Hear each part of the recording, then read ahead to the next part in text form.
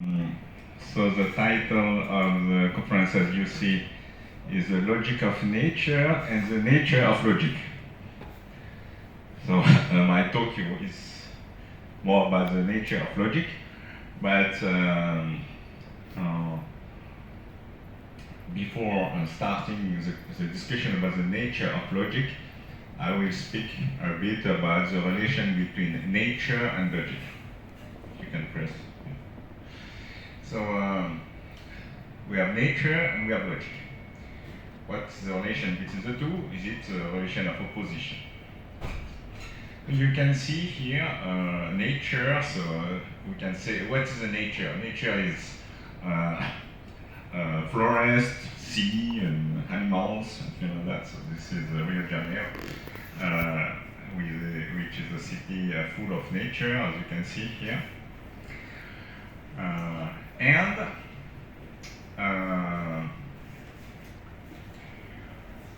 nature, and I put here some kind of diagrams which are typical logic diagrams. So I'm starting to, no, you can, sorry, you can. It's a way to start to talk about logic. So here we have the square of opposition. Emma was talking about that yesterday. Here we have the symbolism introduced by Frege, which is one of the founder of modern logic. So it's very famous. Here we have the symbol for the empty set. Very famous symbol of set theory, which is a bit similar to zero. Yeah, it's a symbol for empty set.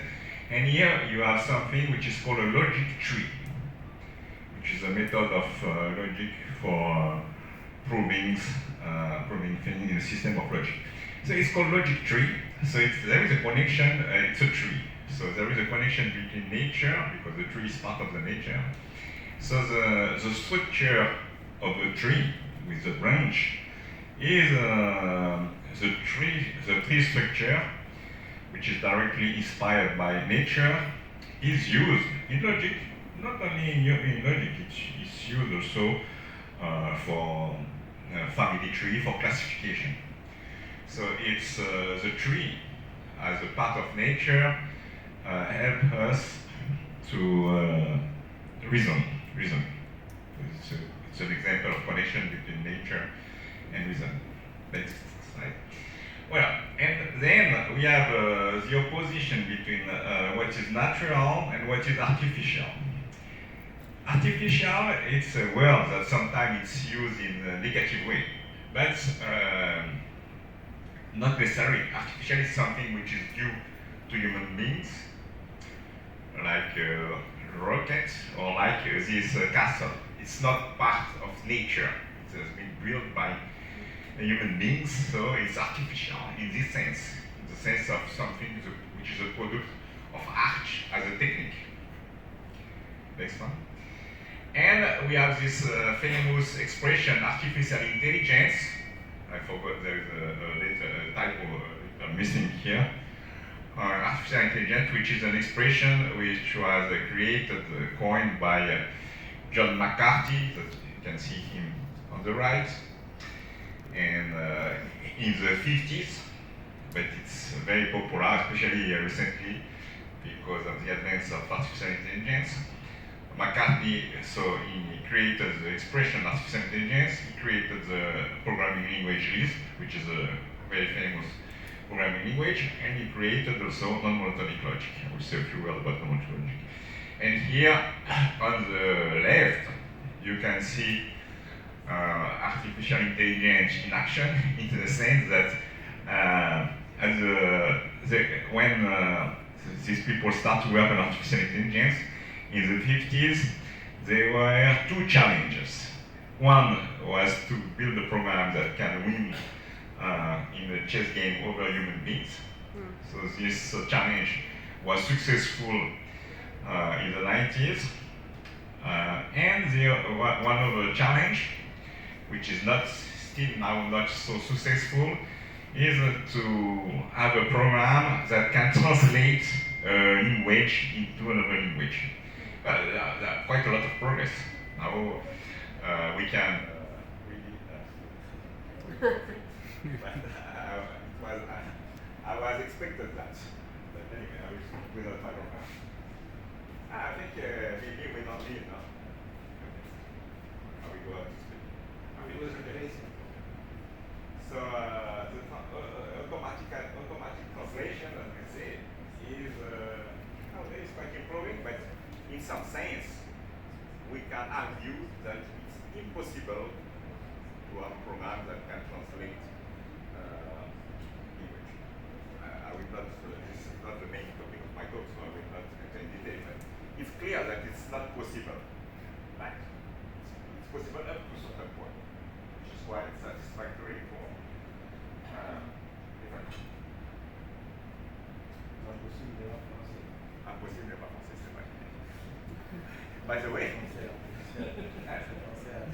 no, but what you're saying is funny because one of the best programs to translate language is been developed by French, and you can find it on the internet. I think everybody is if you don't know, you can use it. You can use it. It's the most famous one to join. It's the most efficient automatic translator. It's called Reverso. Yeah. You know him? Do you know this program? No. Reverso. It's the most advanced program to translate. So you can go on. They have at least, I think, 20 languages, and you can translate anything. It's quite efficient. So again, short life.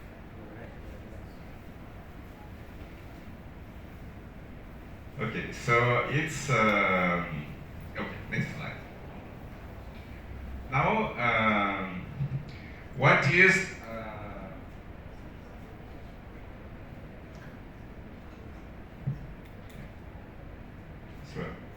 yeah, now it's working. Yeah. Now something else. Still, okay. Something which is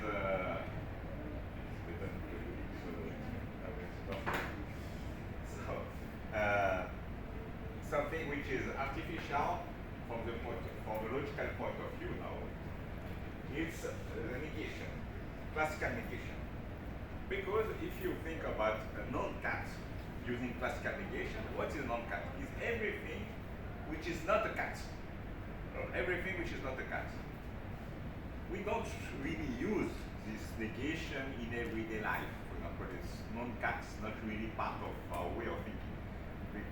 In ordinary thinking, people use more negation for sentences of proposition. But anyway, the non-cat is a logical concept. And you can see what is a non-cat. You have the number 7, you have this traffic sign, you have music, car, the birth, and the Bible, and anything. Mushroom. All this is non-cats. So it's something which is artificial. Artificial in the sense it's a product of our mind, or thought. Does not exist in the nature of the non-cats, if I may say. And it's difficult to single out classical non-cats in one image by difference with the cats. Because even if there are many different cats, we have seen many cats yesterday and today, even if there are many cats, you can take a kind of typical example of a cat. It's easier maybe than a dog. You put an image of a cat and that's fine. Everybody understands what is a cat, and this is how people think. So we can maybe represent a non-cat like that. So you have a cat, yeah, so you have a positive image of a cat, and you put a cross upon the cat. But you see, then the negation is something which is artificial. It's a symbolic negation. This is, in some sense, the way to symbolize what is this artificial non-cat. Okay. Now, what is the nature of logic? So,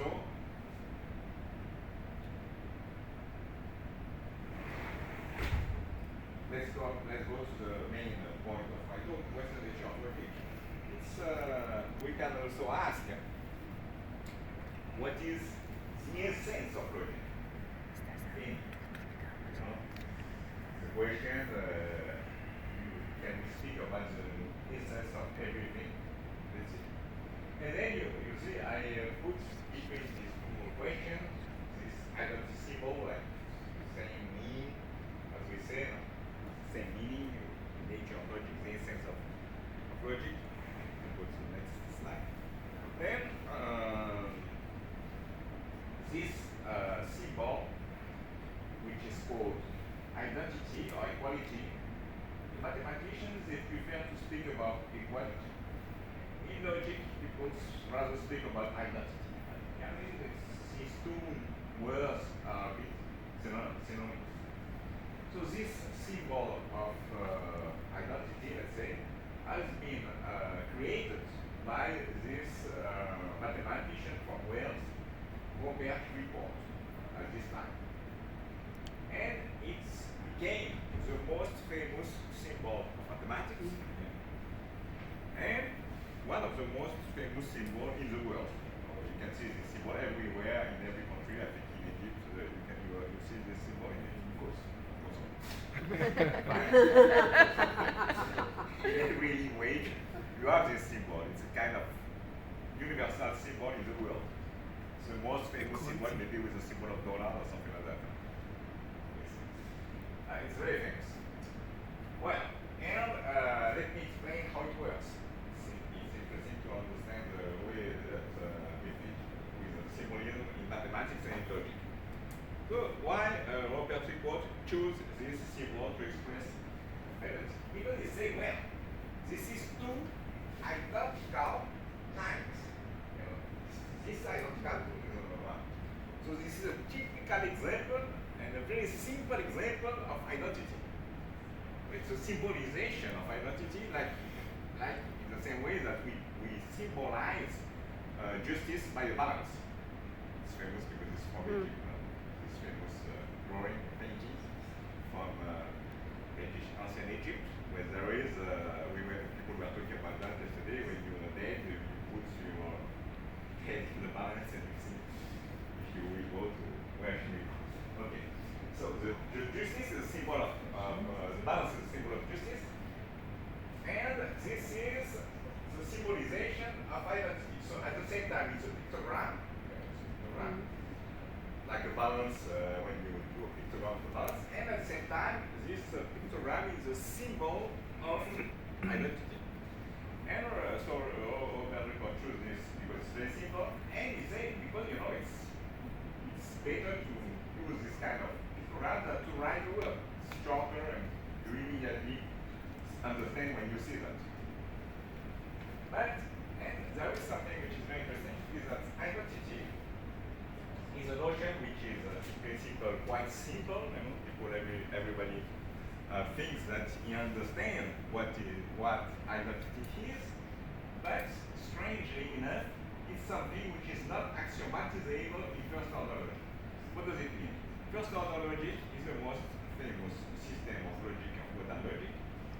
And if you cannot axiomatize, it means that you cannot really make a kind of computation, something of computation able about identity. This is how we understand axiomatizable in the modern sense. The same as like Gödel theorem or something. Gödel theorem says that we cannot axiomatize arithmetic. It means that you cannot produce an algorithm that will produce all arithmetical truth. But this is even worse. You cannot axiomatize identity and you cannot make an algorithm that will produce all the truth about identity. So it's a very surprising fact. At the same time, by difference with the natural neighbors, because the natural neighbors, people where everybody understands what it is, 1, 0, 1, 2, 3, 4, and so on. It's not so clear because it's a bit complex. Now the notion of identity is very simple for the mathematical. So identity is this notion.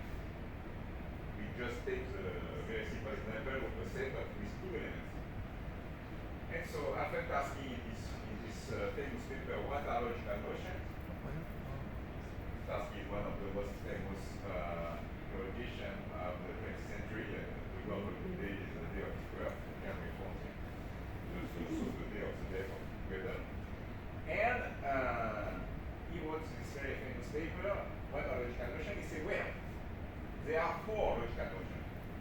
logical notions are notions which are invariant for any situation. And this is the four notions that we can define. And what are these four logical notions? Emptiness, no relation. Universality, everything is related with everything. This one is related with this one and this one. Okay. Difference. This is related with this one because it's different, and this is related with this one is different. Because the two are separate. This difference. And identity. This is identity. Identity. It means that every object is related only with itself. But this is also what we call trivial identity. Because there are different kinds of identity. For example, when in mathematics you say 2 plus 3 equals 5, this is not trivial identity because you are identifying two different things. So here this is trivial identity. Trivial identity is 2 is equal to 2. 2 is identical to 2. 7 is identical to 2. And any kind of object is identical to itself. And one person also, you are identical with yourself. You agree? Okay. So, and this notion, which is very simple, cannot be axiomatized. Cannot be axiomatized.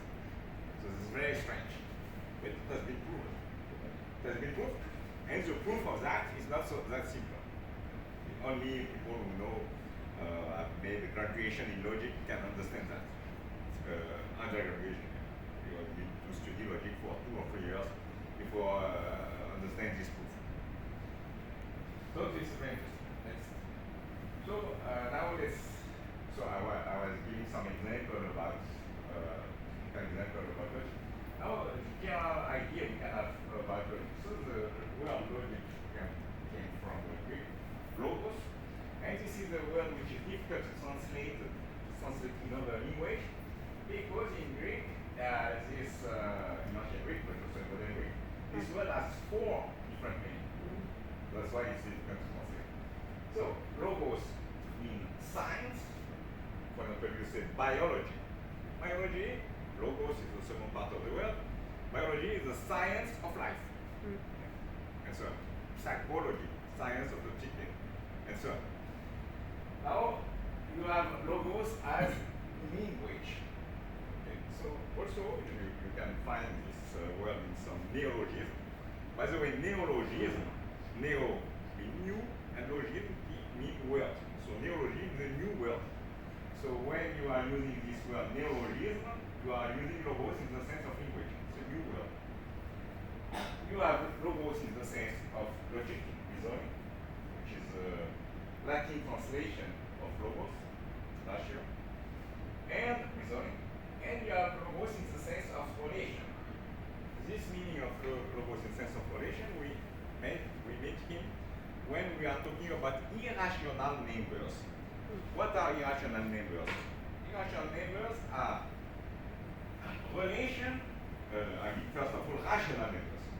Rational numbers. So rational numbers is like we generally write the rational numbers using fraction. So you say 5 divided by 2. So this is the rational numbers. So rational numbers are relation between 2 natural numbers. Relation. So rational, when we say rational number, is rational. This is the meaning of this meaning of logos as relation. Rational in this case means relation between 2 natural numbers. And irrational numbers mean a number which is not the relation between 2 natural numbers. It's not irrational in the sense of being great. It means there is no relation. The first known irrational numbers is square root of 2. It was proved by school of Pythagoras. And then the most famous one is p. These are not relation between natural numbers. So this is the 4 meanings of logos. And it's very difficult to find another word in another language where so different. In Arabic, there is a word I know a bit because I was working with some people in Turkey and they know Arabic. So in Arabic, you say, of course, Turkish is not everyday language, but they know because of the language. So in Arabic, the word for logic is mantik. Mantic has some of these meanings, not all of them. True. You know better than me. I don't know if Mantic is a word that you are using in everyday life. I have no idea. No, yes, no, not so much. Yeah. Sorry? Liquids, they use it. Yeah. Normal reward. But this is the usual translation of logic in Arabic. منطق. This is used in two meanings: logic and also as common sense. These are the two meanings of the word logic. Local, it means common sense, and it can also mean logic. Yeah, because I منطق related to language because منطق I have a friend from Iran. So in Iran they don't speak Arabic, but they know because of Florida. And he told me that in Quran, mantic is the science with which it is written. This is the Quran. It's the science according to which Solomon, the King Solomon, know the language of the birds.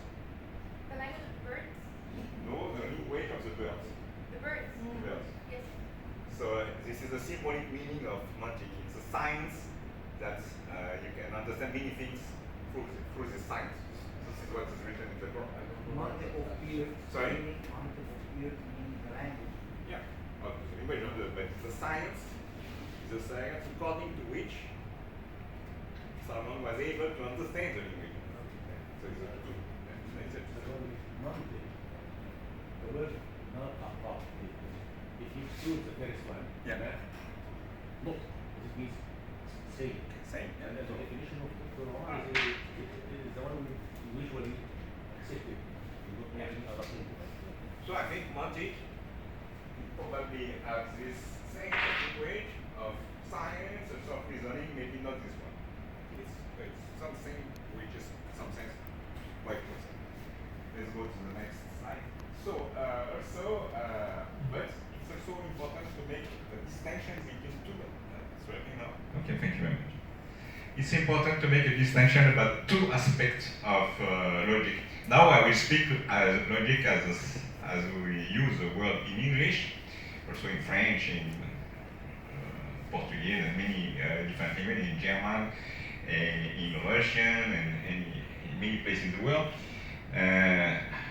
This Greek word has been imported in many different languages around the world without translation and meaning reasoning and the science of reasoning. Logic. So, having the meaning of one of the four meanings of logos, the usual sense of this word in English, French, and so on. But this word has a double meaning. It means reasoning, and it means the theory of reasoning, the science of reasoning. So to make this distinction, I will make use two different ways of writing this word with a capital L and small l. So I will use the capital L for the reasoning and the small l for the science of reasoning. I will explain why. You can go to the next. Because I'm doing that because this is what people are doing with history in French and also in English. So when we are talking history with a big H, is a science, is a theory of events, so it's the reality, it's kind of reality.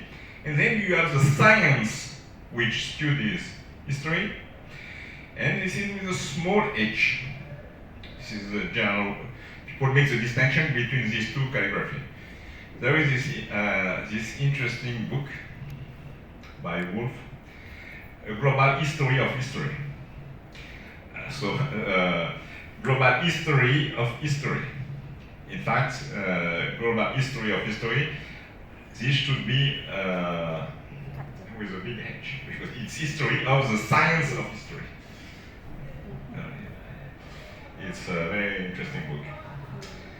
All right, so next.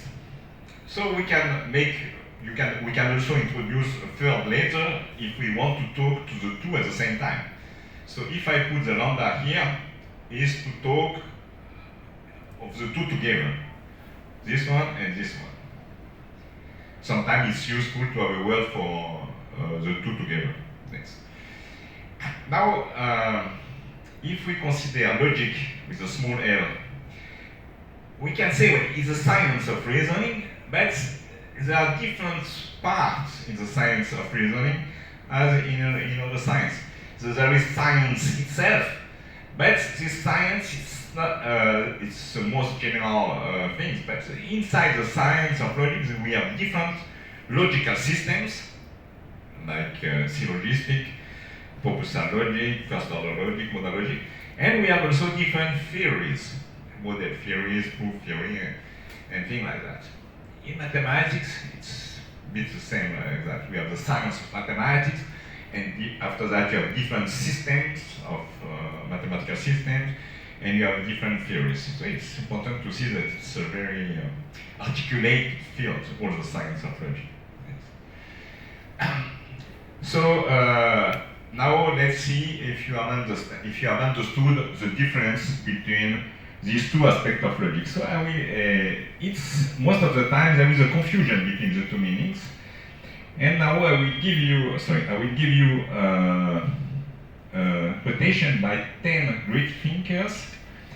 And for each quotation, just read the quotation and think, just try to understand if they are using logic in which sense? As reasoning, as a science of reasoning, or as a two mixed together, logic with a lambda. So it's a kind of exercise. So there is this famous quotation by the British philosopher John Locke. Logic is the anatomy of thought. Well, I put a capital L because it's at the beginning of the sentence. But, well, is it logic as reasoning or logic as a science of reasoning here? Well, logic is the anatomy of thought. It seems to me that in this case, he's talking more about reasoning itself, not the science of reasoning. Yeah. Next one. Famous German philosopher Immanuel Kant.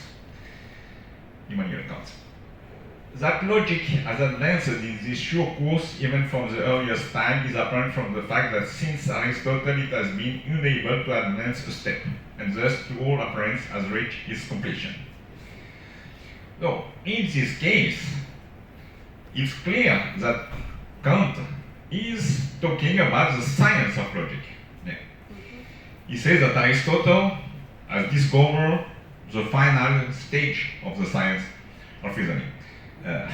Many times, most of the time, people quote Kant to say just to show how Kant was wrong, because it's true that the logic of Aristotle was dominating during maybe 2,000 years, but just after Kant, I mean, few years after Kant, the science of logic started to change completely. So it's in some sense quite funny. So let's see. And the change of the science of logic started with Boole at the middle of the 19th century, when Kant was at the end of the 19th century, of the 18th century. So George Boole, the most famous book by George Boole is The Law of Thoughts. And it is interesting because in this quotation, he used explicitly the expression, the science of logic. So when he is writing this, he is making clearly the distinction between logic as reasoning and logic as a science of reasoning. This is very good. That he clearly makes this distinction. And George Boole, the British logician, can be considered as one of the main creators of modern logic. Next one. Now you have something like in literature, someone, a famous Russian writer, Dostoevsky, who makes an opposition between, let's say, criticism of logic,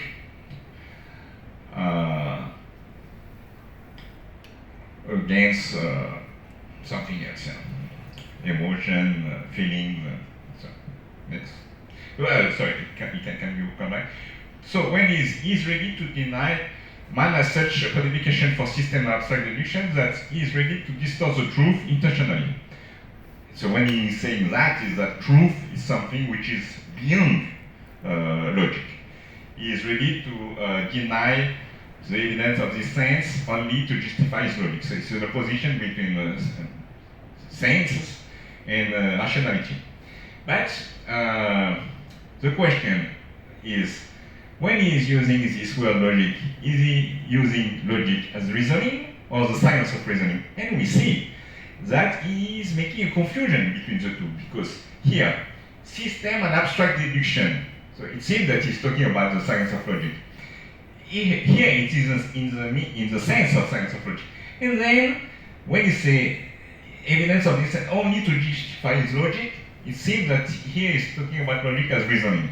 So he's mixing the two. Next.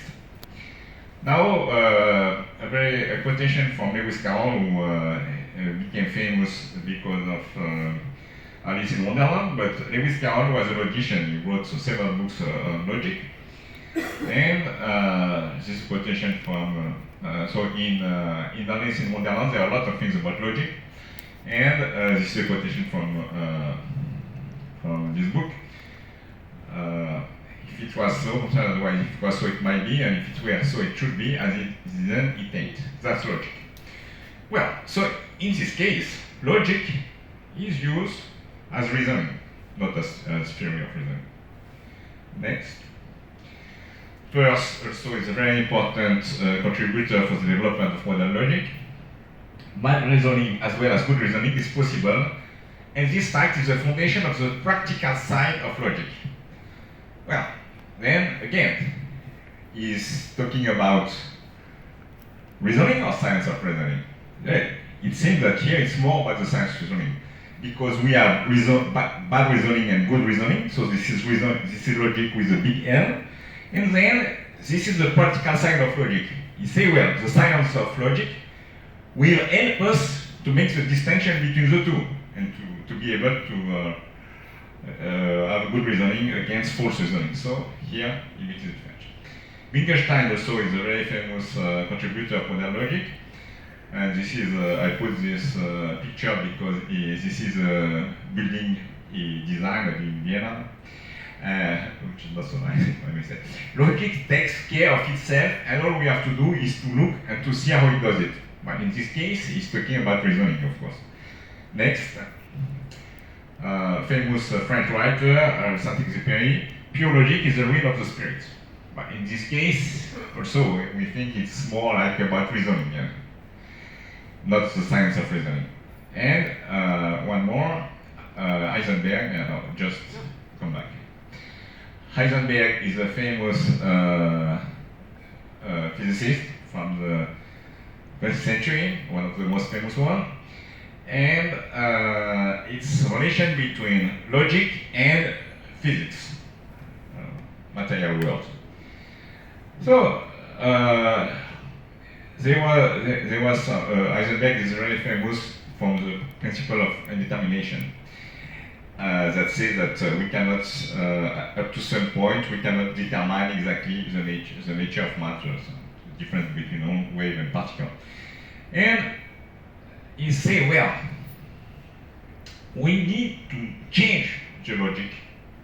That makes us to change the logic, or no definitive way. I mean, what he's saying is that logic cannot help us to understand the physical reality. So here also it's not clear, because he is making he put the two together. A modified logic, what does it mean? It's a modified way of reasoning. Yeah. But modified way of reasoning. It can be understood as reasoning, not as a science of reasoning, more like that. But at the same time, we have something which is nowadays called quantum logic, which is a system of logic. So it's part of the science of logic, not a way of reasoning directly. Yeah. Now the last quotation by the famous French philosopher and logician. He say, well, this was written in 41. With the discovery of the commercial and relative character of logic, human spirit has burned its last idol. Well, again, here, logic. What is the meaning of logic? Is it reasoning or the science of reasoning? It's not clear. I think this quotation of Rougier is very confused because it's not making the distinction between the two. At this time, during the 30s, they were created a lot of different systems of logic. And the people were saying many valid logic and so on. People will say, well, there are many different systems of logic, we can build many different systems of logic, so what is the right one? So because of that, Rougier was saying something like that. But this is only from the point of view of the science of reasoning. It doesn't mean that we have different way of reasoning. But this quotation, I think, is a bit different. Now let me explain better this difference between reasoning and the theory of reasoning. So let's see. If we take science like biology, physics, linguistics, sociology, poetics, anthropology, I'll give you all these examples, we have the name of a science, and on the other side of the table, we have the topic of the science, living organisms, matter, language, society, poetry, human beings. So in each case, you have a different words, expression for the two sides, by difference with logic and history, where people are using the same words. It's important to know that. Now we can ask why in the case of history and why in the case of logic people are using the same word for the two sides of the coin, if we may say. Yeah. Because we know that logic is not logic and history is not history. It's important to make this distinction. But maybe the reason why we are using the same word for the two sides of the coin is because there is a close connection between the object and the theory. Let's try to understand why. For example, when we ask the question, when did history start? I mean, history with a big H. So people may say at the end of prehistory. Okay, it's a bit tautological, if I may say, because what is prehistory and something. People say history starts when history starts. Some people argue something like that. History starts when people start to think about what was going on. There are some philosophers that defend this point of view, you know. And the first historians are considered at the time of the ancient Greece, in particular Thucydide. And then they say, well, the real history with a big H starts at this time, because people start to think what was going on was something which was changed by human beings by the reflection about what they were doing.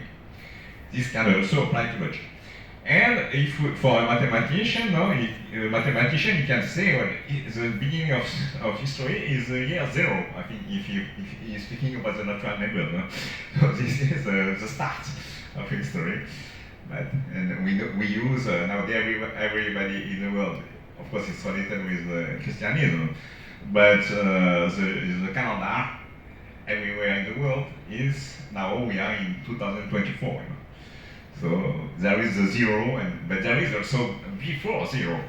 So because we are using the integers for speaking about history, there is 0 and before 0, and it's go to infinite on both sides. We don't know because many people think that there was a beginning of the world. So it's not exactly integers, but anyway. Let's go. When did logic start? So we can say at the end of mythology, the same way that we were talking about at the end of prehistory, mythology and so on. Logic starts when logic started. So the reasoning starts when people start to develop the science of reasoning. Many people say, well, the beginning of logic is Aristotle. Aristotle is the creator of logic. But of course, Aristotle did not create reasoning. But most of the people agree that Aristotle was the first to develop a theory of reasoning. So he was the first logician with a small L, logic with a small L. And we can say at the year Aleph 0. I was making a parallel with 0 because Aleph 0 is a famous transfinite number which was introduced by George Cantor as the first transfinite numbers. Okay, so can we say that Aristotle is the creator of logic? Of course, not the creator of reasoning. First person to have created theory of reasoning. Now the question, for example, Aristotle, he presented, he defined the human beings as rational animals, which in Greek is logical animals. Rational is the translation in Latin. So human beings were characterized as logical animals. Well, if you characterize human beings as logical, rational animals, the idea is that human beings were always rational, you know? So there was no beginning. I mean, the beginning of rationality is with human beings. Yeah. So it does not appear at some point. It was always like it was always part of human beings. Next. But the situation is not completely clear because there is a question that can we say that human beings were always reasoning in the same way during all the history and in all different places? That's a question which is not easy to understand. It's not easy to give an answer to this question because, for example, there is something which is called the reduction to the absurd, which is a way of reasoning that appeared at some place, at some time, and it was not used before. It's a kind of new way of reasoning, which was very important for the development of mathematics, because we were talking about the proof that square 2 is not a rational number, and this proof of square 2 is not rational is using reduction to the absurd. Yeah. This is the first known mathematical proof using reduction to the absurd. But at some point, after that, it was used all the time. I mean, nearly all the mathematical proof, 80% of mathematical proof use the reduction to the absurd. So it's something that appears at some point, at some time. So from this point of view, we cannot say that reasoning is always the same everywhere all the time. There was some change. But if we compare the development of mathematics in Greek up to now, we cannot see some big change in the way of reasoning. Yeah, the proof are following the same patterns, and there is not something new like the reduction to the absurd. You can go to the next one. So some people consider that the use of the reduction of absurd is the birth of mathematics. But and this is quite interesting.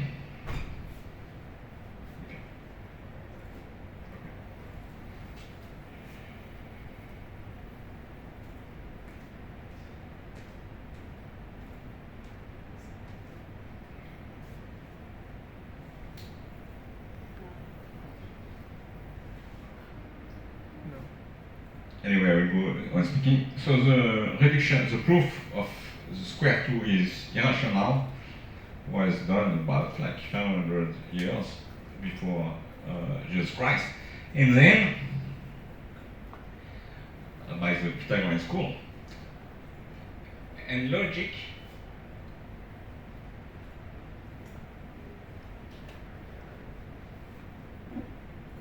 It's there, you already opened it.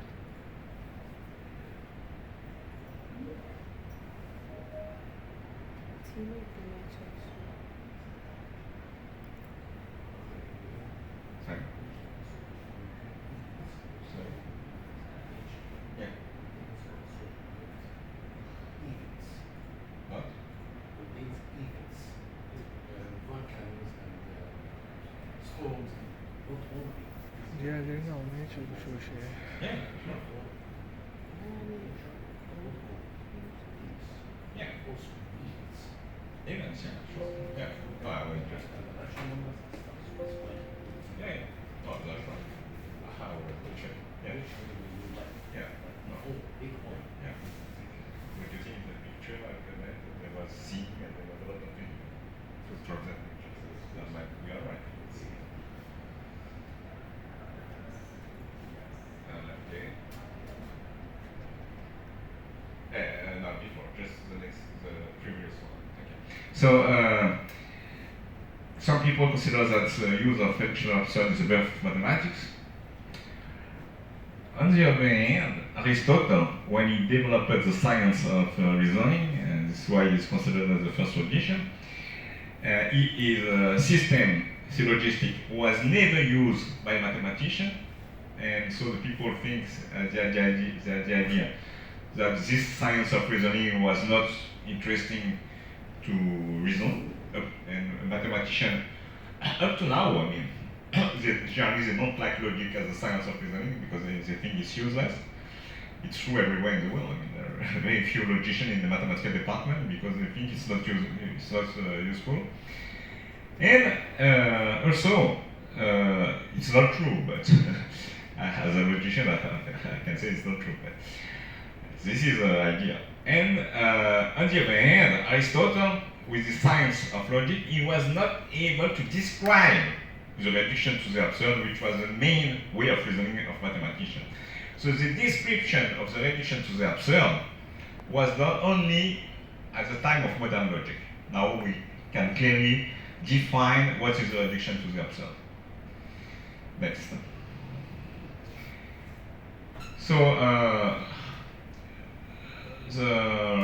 Aristotle developed the science of reasoning mainly by proposing a system of logic which is called syllogistic, which in Greek means syllogistic, putting together propositions. So you have two premises and one conclusion. So the reasoning is triangular. You have two hypotheses, a conclusion, and so on. And there is a lot of different forms of reasoning, which is based on the difference between subject and predicate, and so on. And this theory of Aristotle is quite complicated, but was studied at school. I mean at school, people who were studying, in theology and things like that. People were studying syllogistic, and they think that it was very important to understand reasoning, despite the fact that it was not used by mathematicians. Then Descartes, which is considered as the main promoter of what is called modern philosophy, he was completely against syllogistics because he thought that syllogistic was not helpful to reason, and on the contrary, that if someone learned about syllogistic, he would not be able to reason correctly. So for this reason, he criticized a lot of, in France, in Paris, the university was dominated by people what is called scholastic, and people who were using syllogistic. And Descartes, he went out of France. He was living in Netherlands, which is now they call Netherlands. After that, he was to Sweden, and he proposed a different way to understand what is reasoning, which is expressed in two books, Rule for the Direction of the Mind, which is a book which was published posthumously, and Discours de la méthode. Next, you can go to the next. And in this table, we can summarize the four precepts for good reasoning according to Descartes. So it's a kind of science of reasoning, yeah, but more kind of informal way to present the good way of this kind of informal methodology, informal way to present the correct methodology. So it's very famous because the clarity, this word has become famous because of Descartes. There is a question of division, to divide in parts, which is analysis,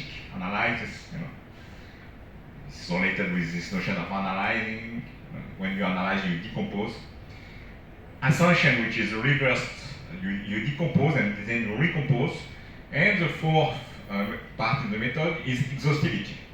You need to, when you have a science, you need to have everything. For example, if you want to understand what is nature, we're talking about nature, you need to englobe all the aspects of nature. You cannot have a science which is limited to only one thing. It's against specialization, if I may say. If you want to understand what is a cat, you have to understand what is a mouse, but you also have to understand what is a tree and so on. Because it's related, I mean, the cat will go on the tree, and so it's related with nowadays, which is called ecology. You need to make the connection between everything. Next, and there is also another famous French philosopher, Blaise Pascal, which is more or less at the same time as Descartes. Also was he's famous because he was a good mathematician, also one of the founders of computer science. He built a machine to compute numbers, which was mechanical. Of course, it was not computer electronical. Pascal was also completely against syllogistics. He had the same idea of Descartes about syllogistics, that it was completely useless and this will not help people to think better, to thought better.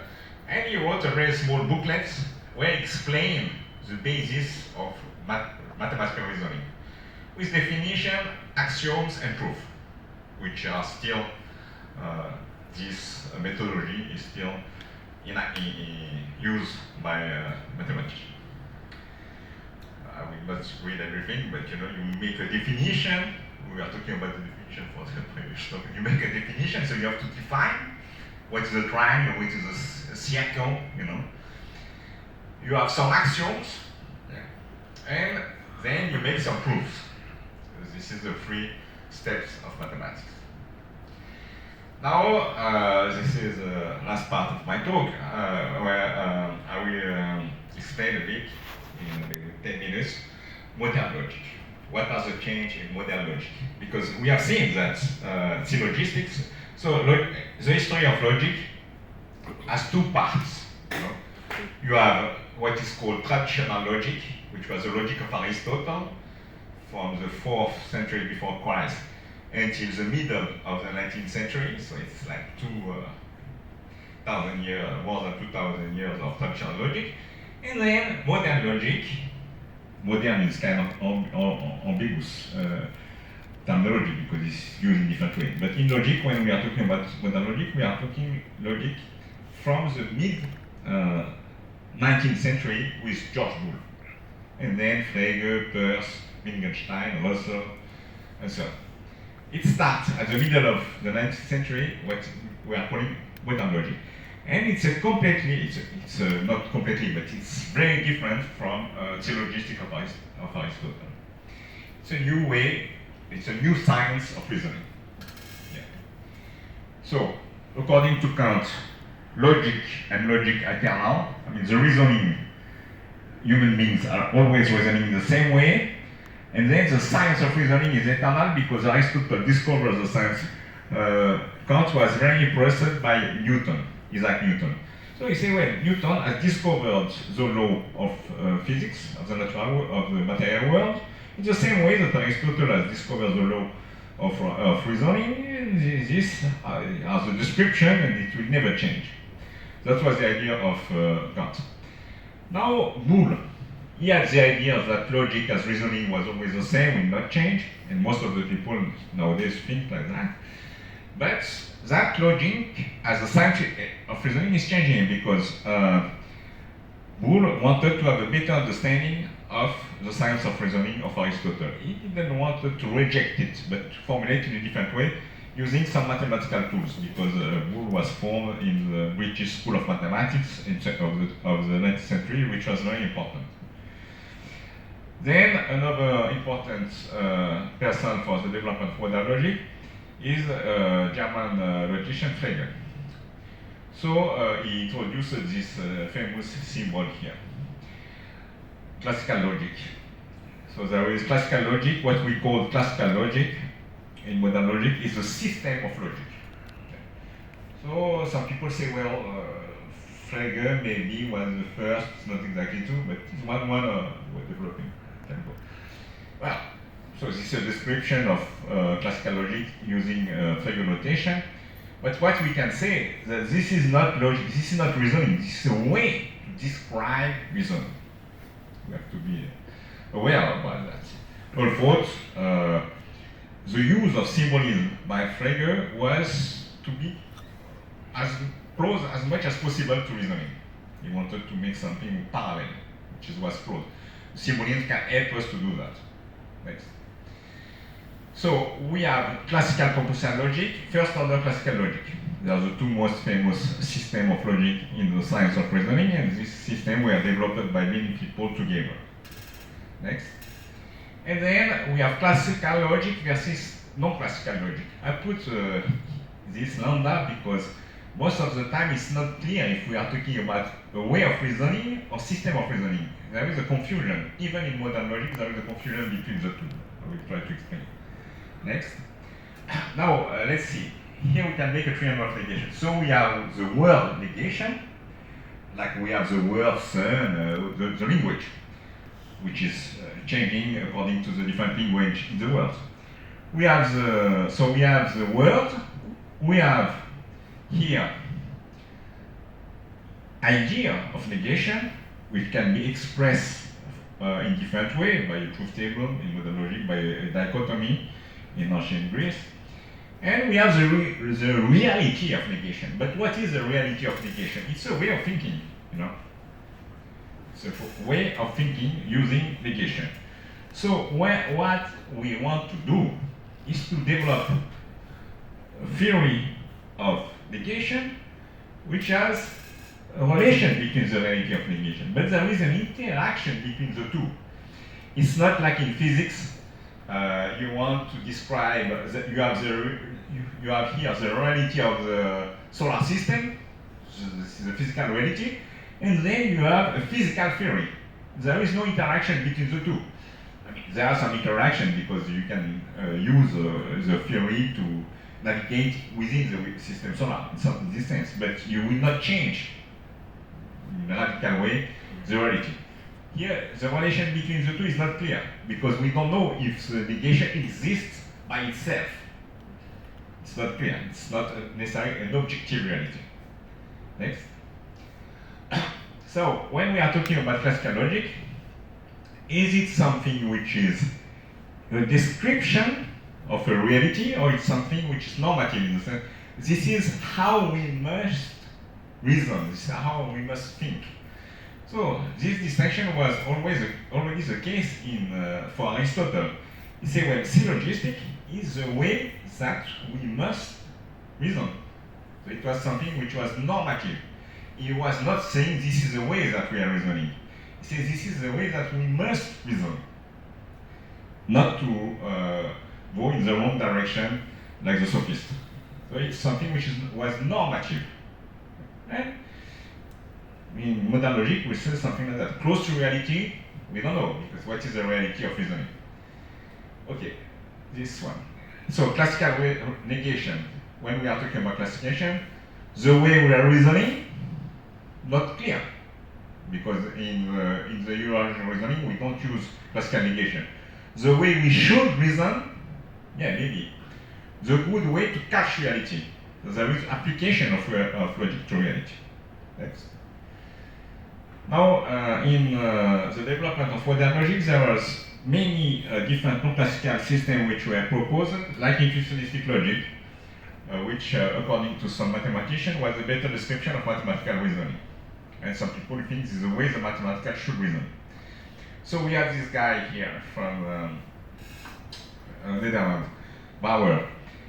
He was a mathematician, and he said, well, the classical system of the classical logic, as it was developed by Bertrand Russell and so on, is not a description of mathematical reasoning. In mathematics, we reason in a different way, and this is what has been called intuitionistic logic. I put here a big L because it's a way of reasoning. And his idea was not to develop a system describing this way. He was not interested to do so. But, and his idea was it was impossible to do so. So he was against intuitionistic logic as a system of logic describing the wide rate reason mathematics. But one of the students, also from Netherlands, Heiting, he developed intuitionistic logic as a system describing the right way to reason according to Brouwer. If it's exactly right, we don't know exactly. Next. Non-classical logic. So we have a lot of non-classical logics which are different from classical logic as a system of logic. And we can say, some people say, well, like part constant logic and so on, this is a good way of reasoning. So this is more about reasoning by itself. And or people say, well, this is a better way to catch reality. It's not really clear exactly what is the right system of logic. And when we ask this question, most of the time the situation is confused because people don't make the distinction between reasoning and the system describing reasoning. Next. So the relativity of logic. Next. So it's good to make this distinction. So I was talking about Roger at the beginning of the talk because he was saying that we in the 20th century human beings were burning their last idol, which was logic. He wrote this paper on relativity of logic. But as I was explaining, it's not clear if he was talking about logic as reasoning or a system of reasoning. So, what we can say is that logic as a science is relative like any science, as we conceive science nowadays, because it's changing all the time. Changing, not maybe radically in the sense, for example, people don't, in mathematics, people don't reject the theorems which were proved 2000 years ago. No, there is no rejection. It's not like in physics where, for example, people say, well, the Ptolemaic theory of cosmology is completely wrong from the point of view of modern physics, even Newton theory. Okay. No, in mathematics there are more continuity because it's a continuation. There is no rejection of the older theory. But anyway, there is change. It's changing all the time because I mean, people were not conceiving the irrational neighbors, and now they are conceiving and something. So that new concepts appear, new proof. No, you can come back. And then logic is relative to a domain of application. So, like any science, logic with a big L as reasoning, it can depend. So logic as a big L is relative because it depends on the domain of application. You don't reason in the same way when you are doing deontic logic, which is related with law, for example, as you are reasoning in mathematics, because you don't use the same concept. So there are some variation. It doesn't mean that it's radically different, but you use different logical operators. For example, in deontic logic, you use obligation, prohibition. They are logical operators that you don't need to use in mathematics. Now, if you see an example of physics, so you have physical reality, yeah. Then you have the reasoning about physical reality, which is logic with a big L, and then you have the science of this reasoning. So what we call nowadays there is a system of logic which is called quantum logic. So quantum logic is here. It's a system of logic. It's a system of logic that describes the way that we are reasoning about quantum objects. Okay, you can go next. Is logically universal, so this is the last part of my talk. 5 minutes, you can go. So there is this journal, Logical Universalism, that I created like in 20 years ago. And we did, you can go next. We did a special issue asking these different questions. It was a call for papers. Do all human beings have the same capacity of reasoning? Man, woman, child, any kind of people in the world? Does reasoning evolve? Did human beings reason in the same way 2 centuries ago? Will we reason in the future in the same way? Did computers change how we are to reason? And so on. Is the mathematical proof independent of time and culture? Do we reason in different ways depending on the situation? Yeah. Do the different system of logic reflect the diversity of reasoning? Is there any absolute true way of reasoning? These are important questions. Yeah? We have to be careful how we will answer these different questions. So we had few people who were able to give interesting answer to this question. Next. What we can say, very generally, that here I'm not talking about specifically the science of reasoning, but about science in general. So science is not a private business, if we may say. This is a typical feature of science. It's something which is objective, not subjective. It's not personal idea, you know. Personal ideas, of course. Each individual is important. I mean, if we think about Einstein and something like that, of course. But he had the idea of a theory of relativity, so it's personal in some sense. But this is not a subjective idea because everybody can understand what it is. It's not a question of taste, so it's not subjective. Science explains not, and the second point is that science explains not the idiosyncrasy of a particular phenomenon, but some general pattern of phenomena. So the systematic way of thinking, there is this kind of system. The universality is about the application of logic. Next. So universality which is expressed by all. Science is concerned with a double all. All mind, all human beings, all mind of human beings, and all objects. From the point of view of system of logic, there is this interesting result about by these two logicians, Schock and Supers, that they have proven an interesting result about classical physics, is that we can express classical physics using only universal quantifier. I will not enter detail here. So now let's go to the final point. Logic as a science is universal, like physics or other science. There is no universal system of logic. Also, this is true. There is no universal theory of the universe. The same, because if we think about some people, they want to find the universal theory of the universe. Physics. In physics, you have many different theories. For example, if you go to macrophysics and microphysics, is different because you have quantum physics and then you have the theory of relativity. People are trying to unify these two theories, but they are not succeeding. So you have different theories because you have different way to look at the world and different way to look at the part of the world. Can go to the next. So I coined this expression universal logic. I will explain why. Well, the first was to use something, this expression by analogy with universal algebra, which is a famous expression in mathematics, which is the general theory of algebraic systems. So universal logic is the same way, it's a general theory of logical systems. So it's not a reasoning, it's not a way of reasoning, and it's not a science system of logic. It's a general study of the system of logic, like general linguistics is a general theory of different language.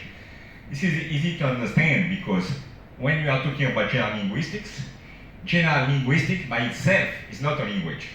You can do general linguistics in any language. General linguistics is a science of all languages. General linguistics is not a language. The same, universal logic is not a logical system, it's not a way of reasoning, it's a science of reasoning. Next. So, it's a science of reasoning which study all the universe of logic, and you can go to the next. To the deviation of classical logic, intuitionistic logic, relevant logic, expansion of classical logic, modal logic, causal logic. We have so many logical systems. And in universal logic, we study all these systems and compare them, combine them, and so on. Next. You have subsystems, supersystems. So you have positive classical logic, which is logic without negation, and so on. You have more sorted, second order classical logic. And we have different techniques to study all these systems: proof theory, model theory, semantical theory. So this is the universe of the science of reasoning. Okay. Now to finish, just let me say a few words about this congress we have organized on universal logic. So the first one was in Switzerland. At the time I was working there. It was in Montreux. The second one, no, we go all. Not the second one in this. Sorry. So after this, we organized it in China.